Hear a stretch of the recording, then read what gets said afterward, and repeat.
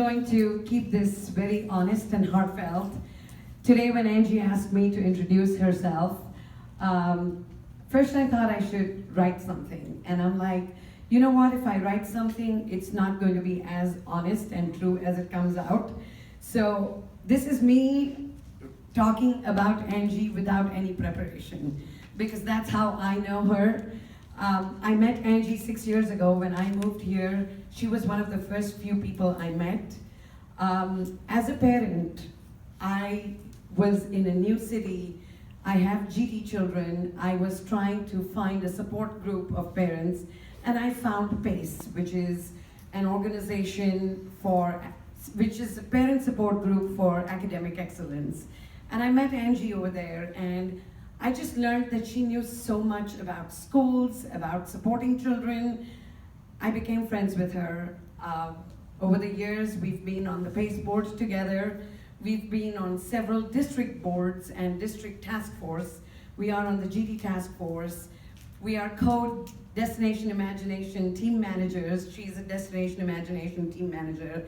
And from all the people whom I have known, she is one of the most hardworking, dedicated moms, volunteer, that I have come across. And there's one thing that Angie and I have spoken about, and which has always touched my heart, is when she when she gives a word about something, she keeps her word. So I really, really appreciate that about her. She does so many things behind the scenes that none of you probably know about. She knows education policy, like in and out, and there are so many things that she does as an advocate when she is on the task force about educating others, about educating parents of what needs to be done and how you can support your children. I think she is a catalyst behind a lot of things that have positively happened in the district. She may not be in the front run and you may not know about it, but there are so many things that she has done that I've really, really appreciated over the years. So without further ado, I would like to introduce and call Angie Hanan here to say a few words, and I truly, truly appreciate you. And I want to see her on the Fort Bend ISD Board of Trustees, because she is one person who is going to run for our kids. Thank you, Renisha. So I have a very big and booming voice too, but over the years I've decided that I'm going to use the microphone when it's available, and I'm also going to tell you guys that I'm going to be in an I'm either going to be here or I'm going to be here because the projector is blinding me. Okay. So I'm going to start off. Thank you all. I know we have busy Sunday afternoons, and I appreciate that you're all here. And it's so nice to see so many familiar faces who know me quite well. Before I start, there is a person, and she's holding a phone. But I want to introduce some of the people that have been helping me over the last few weeks. Kathy Hunter has worked tirelessly for me and my campaign. And getting things off the ground with my website. I think she knows people at PayPal on a first name basis, trying to figure out HTML code. She's recruited her son to help us with some code too. She's just done so many things, and I appreciate that very much. Jigisha Doshi, she was up here, and Gaurav Javeri is in the back. They have been helping me so much reach out into the community, and I appreciate their work kind of with the grassroots effort. We've got someone that couldn't be here today, and it's actually Nadine Skinner. She did run for the board last year, and she's given me the inside information on all kinds of things, from bank accounts to what print shop to use. So it's really nice to have people that help you along the way, because this is something very new to me. And so the other person that's really helped me out is my husband Tom, and I want to introduce Tom and Audrey. This is my husband Tom, and he's been helping a lot as well. Audrey made my little sign over there yesterday. And if she didn't have so much homework, I know she'd be helping me even more. So I really do appreciate them very much. So I'm going to ask this question first. So who in the audience, you currently have kids in Fort Bend ISD, in the Fort Bend ISD school? Okay, about half of us. So now, how many of you had kids who went through Fort Bend ISD? Like they're grown, they're gone, they're grown adults, but they went through Fort Bend ISD. Okay, very good. So quarter of you. So how many of you in here have a home that you are really hoping keeps really great property value?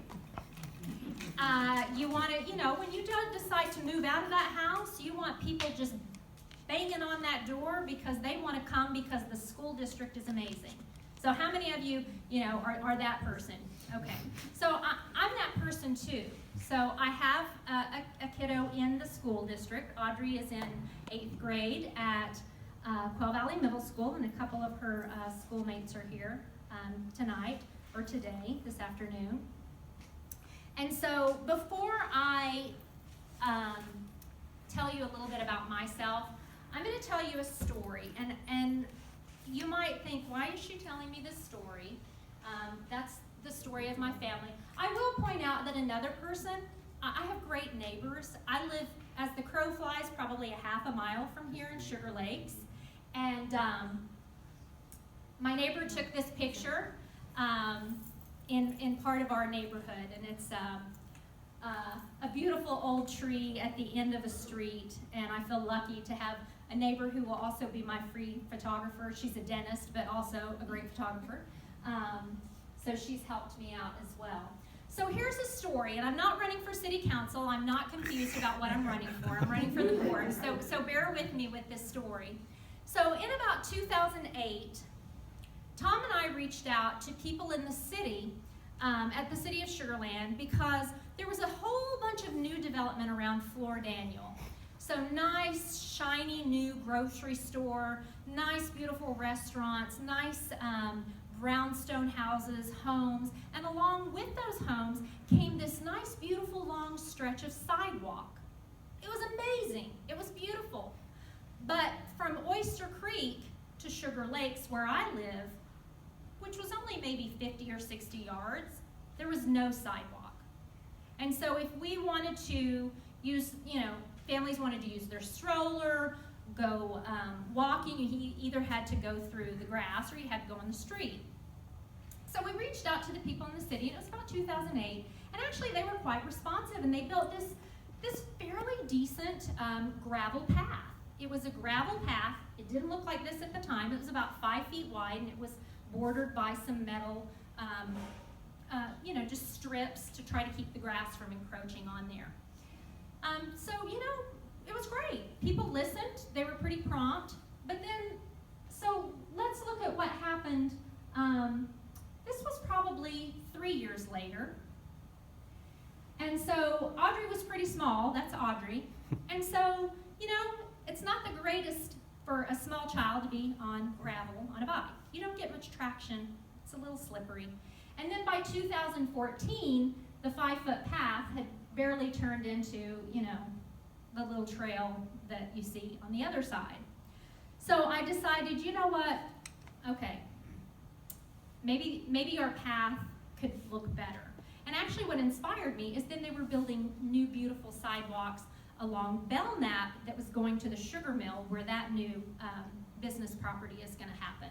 So I reached out to Bridget Young, who was our city councilwoman at the time, and she was really amazing and she was responsive, but it did take some persistence, and Bridget told me, I promise I'm listening to you, but the guideline wires along the path have to be moved by the electric company. It's a bigger deal than it looks like. And I believed her, but I continued to persist, and she continued to work with me and listen. And then by 2017, 3 years later to the date, I drove by, and here's what I had. They were pouring the concrete for this beautiful sidewalk that we have. the guideline wires that held up the pole, they had been moved. And so, you know, we can see this beautiful path. And so in our city, we had a wonderful bike and hike plan, and now we have something called the bicycle and pedestrian master plan. And so the city for those of you that live in Sugar Land, they had done a great job really at planning bike lanes and paths, but they had somehow missed us. So we weren't connected, right? The old community that was more established wasn't connected to the new neighborhood. You know, hard for parents with strollers, hard for our older walkers who you know, this is clearly a much better way to go. And so I'm using this story just kind of as an illustration of two things. An illustration of, one, how a community member, myself, was listened to by Bridget Young. The city councilwoman listened to me and worked with me and thought that what I had to say was really important. And she not only helped me, she helped everybody living in both communities, because now both communities can go either way. The other thing that I use this to illustrate is my persistence. And that's one thing that you have to have, I know, to get things done. And sometimes without that persistence, you're going to wind up with the little 10-inch dirt path that finally disappears altogether. And so I'm here today to talk to you about why I'm running for the school board, a little bit about who I am and why I'm qualified to be here. So when we were thinking about some friends helping me, you know, kind of think about, well, what is your platform? Why are you running? And it really came down to this. It came down to positive forward progress every single day for every single child that goes to school in this school district. And it's not only about the kids, it's about their families, because families need education too to help support their kids. And we all want a strong school system because this is the community we live in, but we also want equity among our communities. We don't want some of our schools looking like the 4-inch path and some of our schools looking like the bright, shiny new sidewalk. So we know that, you know, there were obstacles in the way of getting that path, and I'm fully aware of the obstacles that I face running against an incumbent. I recognize the obstacles I face coming onto a board with lots of board members who have been there a long time. But I think what I have to bring to the board is very important, because I think, similar to Shirley, is I have a background in education that enables me to ask some questions that I don't hear our current board members asking. And it's maybe no fault of their own, but that's not their training and that's not their background. So it'll be 30 years pretty soon that I've been in education. 15 of those years were in public schools. Started as a substitute teacher, was a classroom teacher of young children, a reading recovery teacher. I worked with ESL kids. I spent 5 years as the district-wide ESL coordinator, working with diverse learners and their families. Kids learning, it was tough for those kids because they're learning English as well as learning all that content at the same time. So I've got that background. I got my master's in reading and language arts and curriculum instruction, and then I actually went on to get 60 additional graduate hours, all in education. So I feel like I do have the background that I need to know how to ask the right questions about what we're doing to get our kids where they need to be and make that progress every day. As far as Jigisha mentioned that I volunteer, I do volunteer with an organization called PACE. I want to say that this is not an endorsement from PACE because we are a 503c, and that's not an endorsement, but we really work very hard to provide education to parents. We had a very big summer camp expo a few weeks ago. We had a very big turnout. We had over 30 vendors come to share with parents, hey, look at what's available in the summer to provide enrichment. So that's just one thing that organization does. when Audrey was in elementary school, I volunteered and did reading groups at their school. I worked with the highest kids, I worked with the lowest kids, I worked with first graders and second graders just as a volunteer. What else? I'm active with the League of Women Voters. If you ever go in First Colony Library or the University Library on the first Tuesday or Wednesday of the month, from 2 to 4, you'll see me sitting there and educating people about elections and educating people that might need to register to vote. And I do register people to vote as well. So I could share a little more with you about some of my volunteer work, but I do think that because I volunteer, I hear a lot from the community. I'm out there a lot. I hear from parents and I hear from community members about the things that they feel are important. So, as you think about my qualifications, I want to tell you about why I'm running for the school board, because that's the real thing. So I'm running for the school board because the bottom line is it's about children.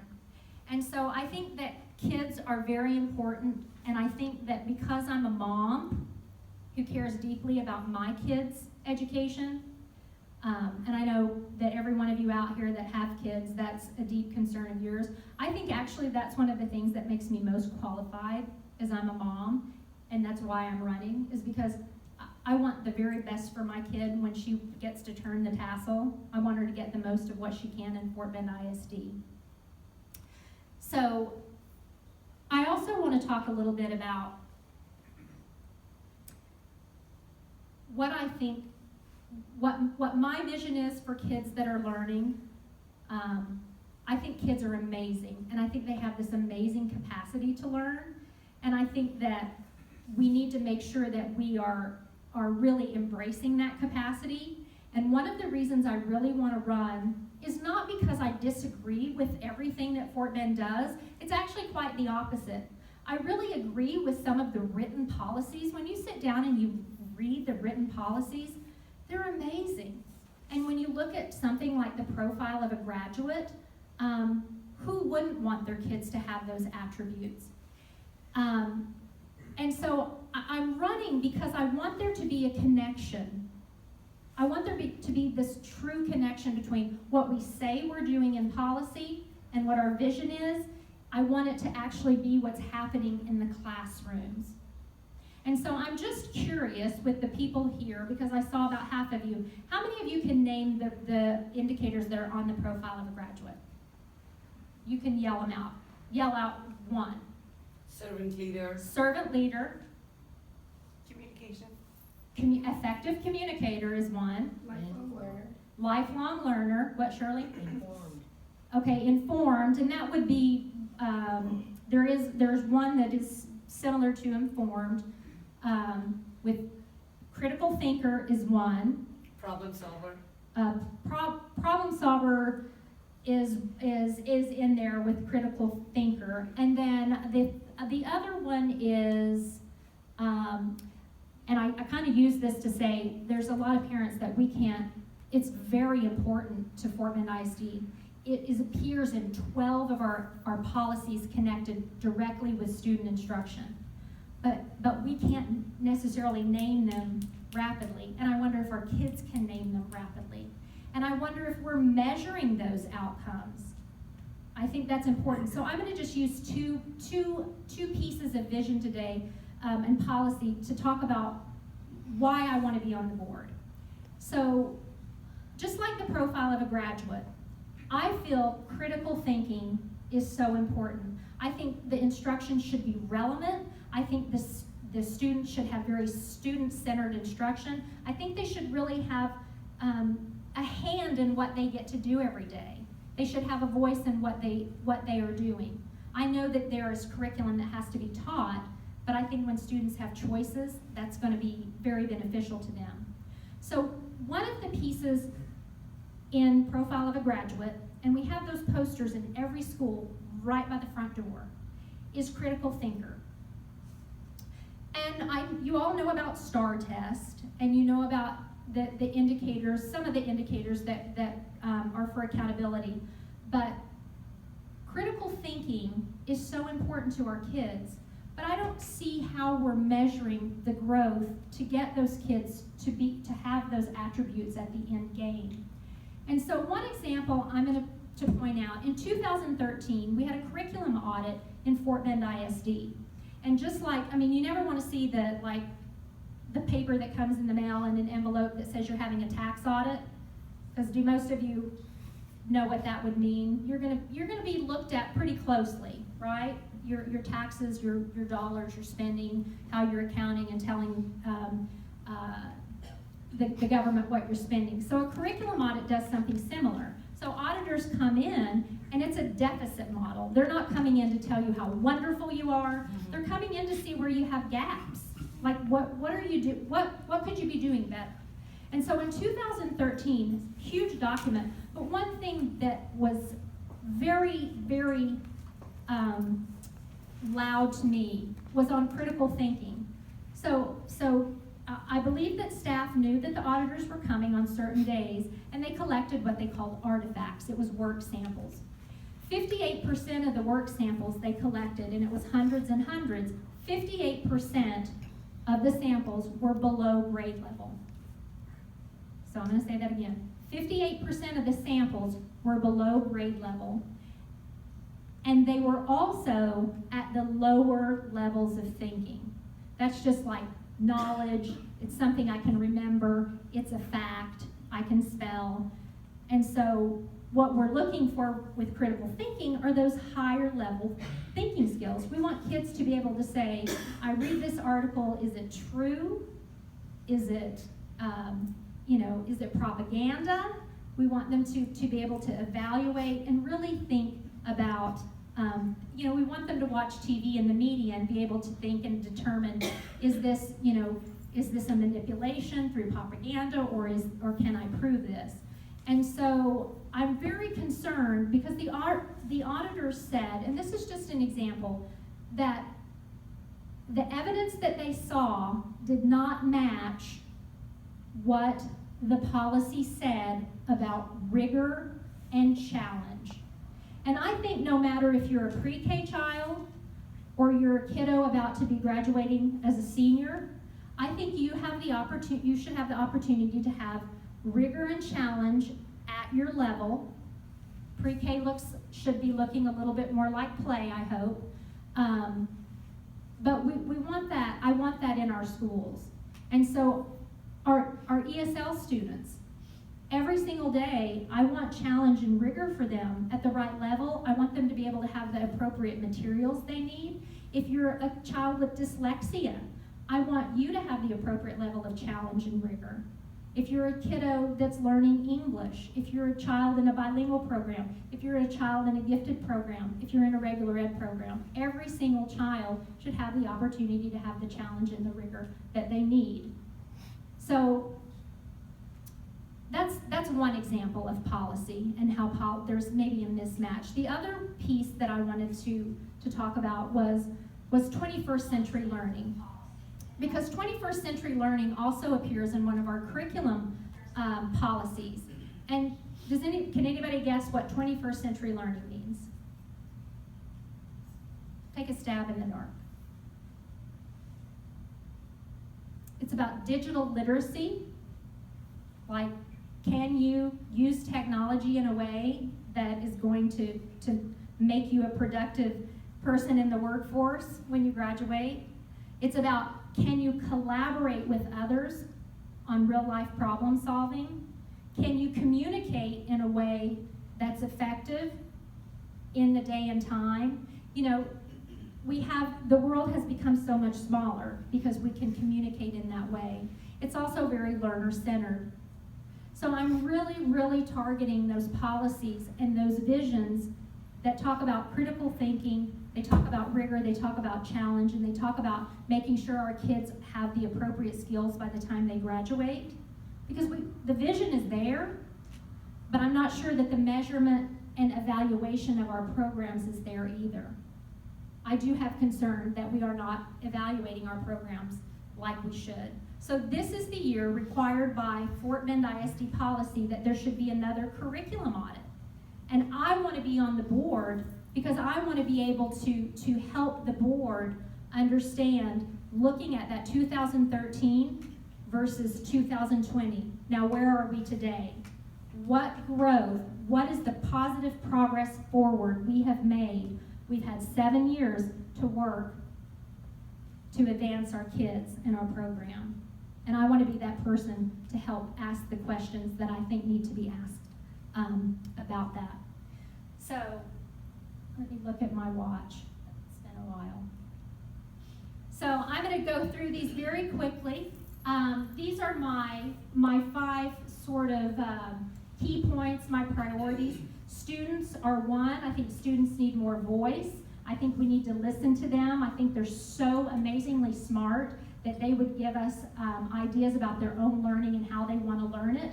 It's going to help them be motivated, and it's going to help them want to come to school every day. And I think that's so important. The other piece of the student is I want to make sure students feel like they belong in their school. I think that's so important.